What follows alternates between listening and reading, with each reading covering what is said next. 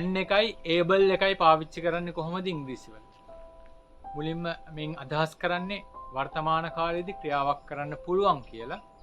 මුලින්ම can එකයි ක්‍රියාවේ මුල් අවස්ථාවේ පාවිච්චි කරලා ක්‍රියාවක් කරන්න පුළුවන් කියනවා.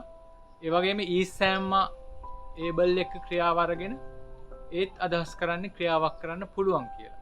උදාහරණ විදිහට මට පුළුවන් එහෙ යන්න I can go there. ඒ වගේම able අරගෙන කියනවා නම් මට පුළුවන් එහෙ යන්න I am able to go there. මේ ආකාරයෙන් තමයි වර්තමාන කාලේ. ඒ වගේම අතීත වෙද්දී can වල අතීත කාලේ වෙන්නේ could ක්‍රියාවක් කරන්න පුළුවන් වුණා කියලා. අපිට පුළුවන් වුණා එහෙ වැඩ කරන්න. we could work there. could එකයි ක්‍රියාවේ මුල් අවස්ථාවයි. ඒ වගේම able අරගෙන කියනවා නම් was or able එක ක්‍රියාවේ මුල් අවස්ථාව ගන්න පුළුවන්.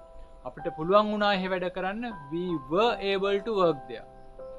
වර්තමාන කාලේ can able ඒ වගේම අතීත කාලේ could able අතන is am අතීත කාලේ was විදිහට වෙනස් වෙනවා.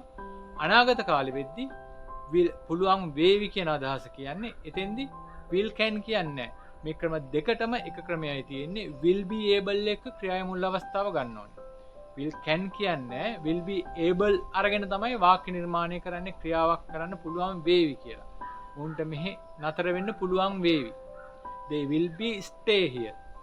ඇයට ඒ රැකියාවෙන් අස් වෙන්න පුළුවන් වේවි. she will be resign from that job.